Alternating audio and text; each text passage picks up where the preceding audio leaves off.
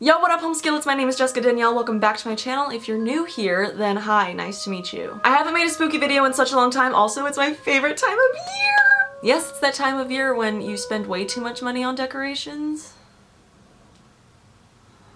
Is it worth it?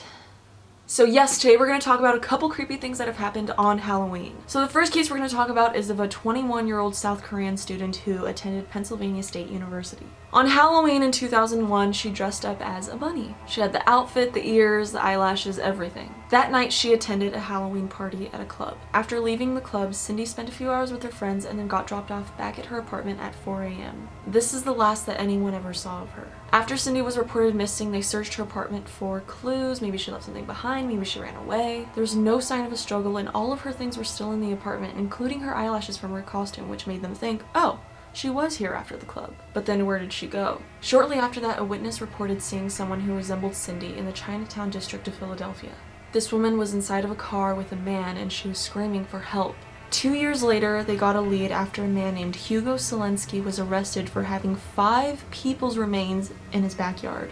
Even though none of those remains were Cindy's, someone said that he and another man named Michael Kurkowski had abducted her. After Cindy was raped and murdered, apparently her body was burned in another location. What's weird is that Kurkowski's remains were also found in Selensky's backyard, and apparently Selensky killed Kurkowski because Kurkowski kept her bunny ears as a souvenir. And that happens a lot. A lot of killers keep trophies. Still to this day, there is no evidence that ties Selensky to Cindy's disappearance, but in January 2014, burned remains of a dozen more people were found buried in his property, and yet they still haven't identified any of them as Cindy Song. The next one we have is the murder of Nema Louise Carter. In Halloween in 1977, the parents of Nema placed the 19-month-old baby in her bed. The next morning, they checked her crib, and she was missing. So because the windows were locked and everything was shut, the theory is that the abductor was hiding in her closet, waiting for the right time to just take the baby and leave. A month later, a group of kids were playing in an abandoned home. There was a little refrigerator, and when they opened it, a small infant body fell out. And yes, that baby was identified as the 19-month-old Nema. The baby died of suffocation in the fridge and was left there to decompose. But what's weird is that 1 year before that, the same thing happened to a pair of twin sisters who were only 3 years old. They were lured out of their home by a young woman and forcibly confined in a refrigerator at another abandoned home. The good news is they were found 2 days later. The bad news is one of them had suffocated and died inside of the fridge. The sister that did survive identified the local babysitter as their abductor, but because she was only 3 years old, her testimony was unreliable, so they didn't really do anything about it. There wasn't enough evidence to charge her, but it was super obvious because guess what? She too was Nema's babysitter. Still, they didn't have enough evidence, but she was charged for the murder of one of the twins. She was given a life sentence, and in 2005 she died of liver cancer and still never admitted to the murder of Nema. On Halloween in 1979, an unidentified woman was found in a concrete culvert just outside of Georgetown, Texas. The victim appeared to be in her 20s and was sexually assaulted before she was strangled to death. It seemed likely that she was murdered the same day that she was found, and the only unique clue to her identity was an oval-shaped ring that she was wearing. The victim was nude, and she was only wearing orange socks. Because they didn't know who she was, she then got the nickname Orange Socks. Years later, serial killer Henry Lee Lucas confessed to the murder of Orange Socks. He even said that he had sex with her corpse after she was dead. God, that's just really fucking gross. However, Lucas also didn't know who she was. He claimed she was a hitchhiker and he just picked her up, but the only thing that he can remember was her name was Joni or Judy.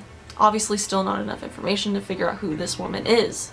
After being sentenced to death for this woman's murder in 1984, he recanted his confession to have his sentence commuted. And after further investigation, they found out that he was in Florida working that day, so he probably wasn't even her murderer. He was also notorious for constantly confessing to murders that he actually didn't even commit. So still no one even knows how many people he's actually killed. He died in prison in 2001, but Orange Socks is not the only unidentified victim that he's been connected to. So the next story I have for you guys is the Walker County Jane Doe. The morning after Halloween, a truck driver discovered the naked body of a teenage girl right outside of Interstate 45. The victim had been sexually assaulted before she had been beaten and strangled to death. Since the young girl was never identified, she became known as the Walker County Jane Doe. It's estimated that she did die a few hours before the person found her, but people started coming up and saying that they did have interactions with her Halloween night. Apparently a man dropped her off and she started asking everyone directions to a prison where she was going to visit her friend. However, when her photograph circulated throughout the prison, no one knew her. No one had any idea who she was. Later that night, a waitress had a similar conversation with the Jane Doe.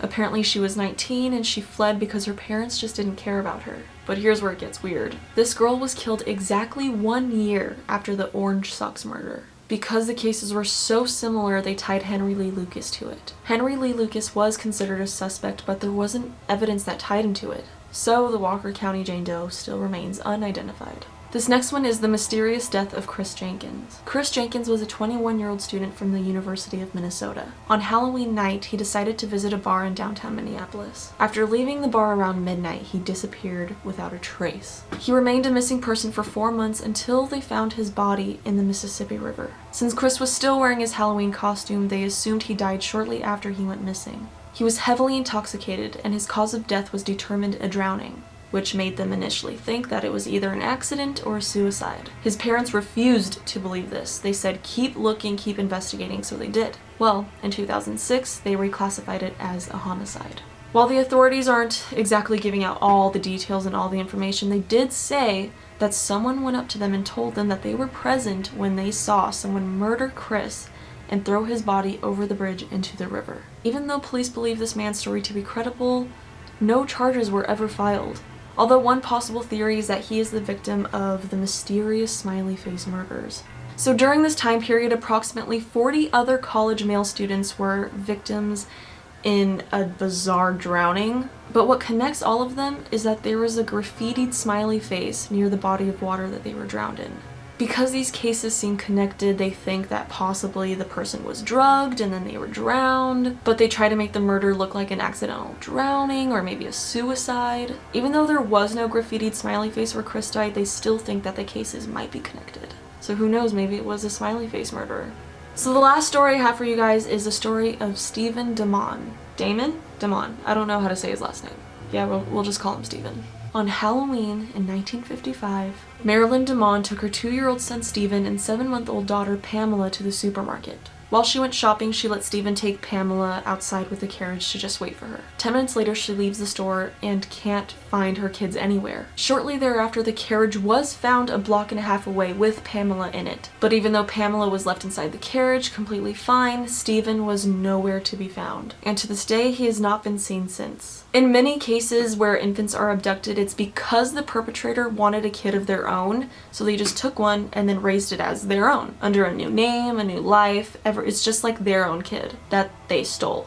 Over the years, DNA testing has been utilized to see if anyone is Stephen Damon. At one point, the investigators noticed that Stephen bore resemblance to the boy in the box. The boy in the box was an unidentified child that was found dead in a cardboard box in 1957. However, DNA testing confirmed that Stephen and the boy in the box are not the same person. In 2009, a Michigan man came about and said, "I think I'm Stephen." So they did a DNA test on him, and he is not Stephen. So it's super possible that an adult Stephen Damon is living out there thinking he's this whole other person with this whole other life, not knowing that he was a 2-year-old boy that was abducted.